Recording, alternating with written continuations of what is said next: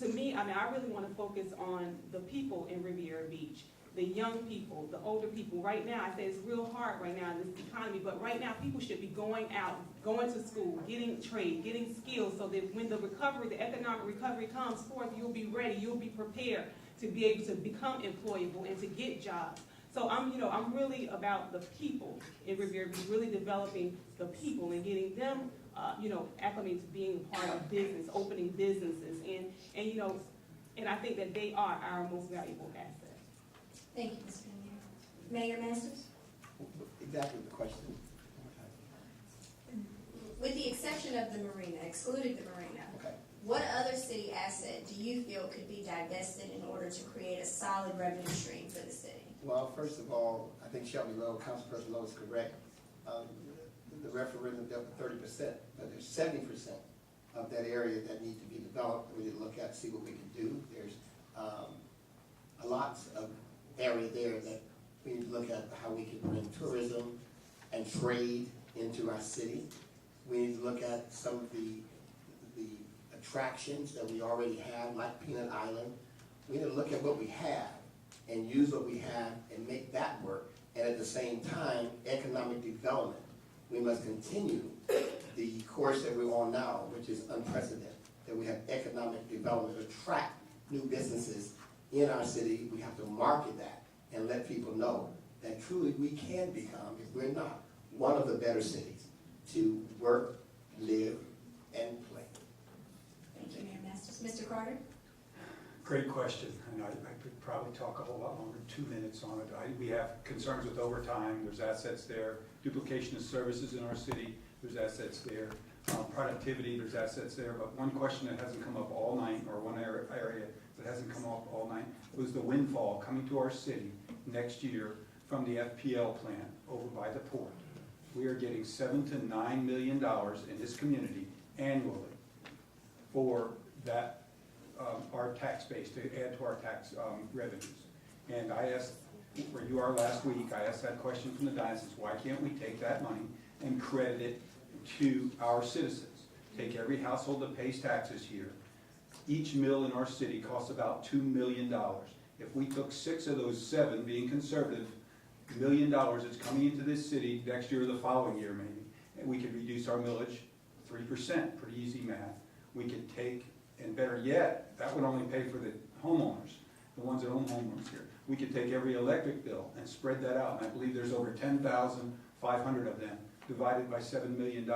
We would credit that money to our citizens, and we would all have a Merry Christmas. Thank you, Mr. Carter. I would just like to briefly ask our audience if you would remain just for a couple of moments at the conclusion of our program this evening for some brief announcements from the Urban League and for closing remarks from Mr. Patrick Franklin of the Urban League. And I will give the 2 minutes for each of our mayoral candidates for your closing statements, beginning with Ms. Panier. Again, thank you for this evening. There are 4 things that I want to concentrate on as mayor of Riviera Beach. I really do believe it's time for change.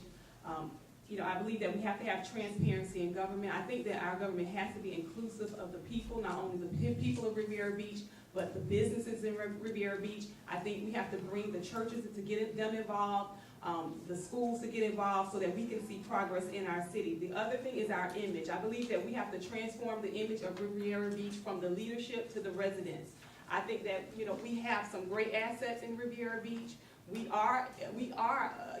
have positive things. We do have Fortune 500 companies here. We have employers here, UPS, FedEx, Cisco, Chambers. We have great companies here. We need to market that. We need to really be about changing the image so that we can attract new businesses to our city, and I will be a proponent of that. We need to clean up our streets. We need to make sure that people can feel safe coming to Riviera Beach to utilize businesses and services here.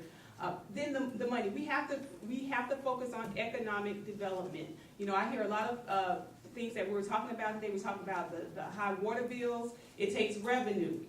We talked about lowering fees or adding new fees. We have to have residents if we don't want to see a fire tax. You were talking about improved services, police and fire service. We have to have revenue. The things that we want, cleaning up our city, marketing our city, it takes revenue. So we cannot any longer sit back and think that it's just going to come. We have to invite new businesses. We have to get new streams of revenue.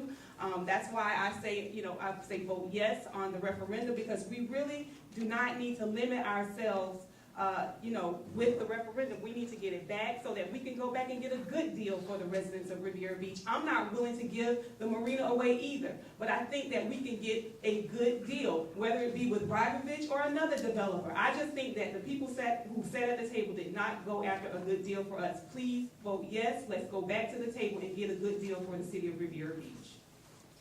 Thank you, Ms. Pamier. Mr. Carter? I take this opportunity to thank you all for coming. The citizens of Riviera Beach that are watching and out there in their homes. I've been on the campaign trail for 6 months. I started very early. I've had a great time. I've been invited to many front yards, many porches, many living rooms. We all have a concern for our city, and it's quite surprising that they're all the same concerns. We do have a great city.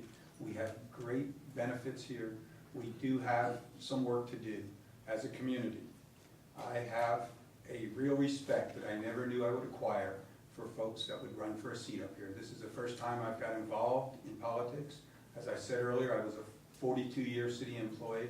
I've been here all of my life, and I'm amazed at what it takes and the effort it takes to come up and do this. I commend everyone that's been up here tonight, and I just have the opportunity to do this. I do want to say, if it's the will of the people on March 8th to vote George Carter in as mayor, I will make you proud, and I thank you. Thank you, Mr. Carter. Mayor Masters. Thank you, Attorney Wells. I want to continue the work that we've begun, the work that we've started, putting people back to work with job fairs, creating new businesses in our city. Matter of fact, let me just say this quickly. Winn-Dixie is looking for a meat cutter and a bookkeeper. They told me to say that today. So if you're a meat cutter, no, I'm serious. Somebody out there is a meat cutter, and somebody's a bookkeeper. Go there and tell them I sent you, because they weren't able to make it. We want to continue protecting our young people. We've done that. We've produced a record-breaking statistic in youth crime and homicides. Not one child has been shot or killed during the curfew hours the last 3 years. We want to continue to promote sustained, unprecedented economic growth and development in our city. Over the past year, we've seen it. We have a new Boys and Girls Club. We have a new Publix that's getting ready to open in November. We have a new park at Callaway Park.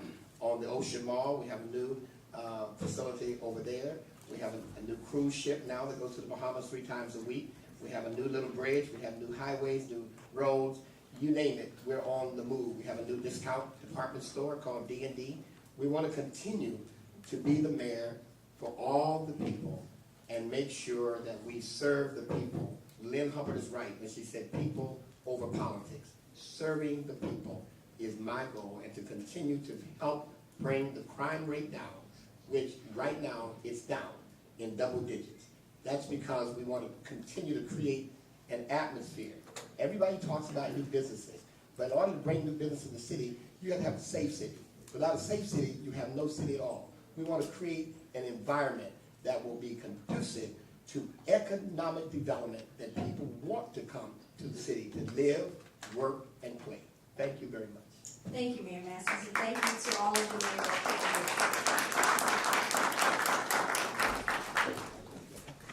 I would again just like to thank personally the Urban League Young Professionals for the opportunity to serve as your moderator this evening. Just briefly, Ms. Juanita Dixon is coming to make announcements, and again, Mr. Patrick Franklin to make closing remarks. Thank you. Good evening, everyone. Good evening. Thank you again for all coming out and exercising your civic duty. I am Juanita Dixon, Executive Vice President of the Urban League Young Professionals of Palm Beach County. I'd like to introduce the rest of our executive board. Stand up, don't be shy. And there are a couple of Urban League Young Professional members in the house as well. You've already met James Green, our president. Hello, everyone. I am Patrice Jones, Vice President of Treasurer for the Urban League Young Professionals.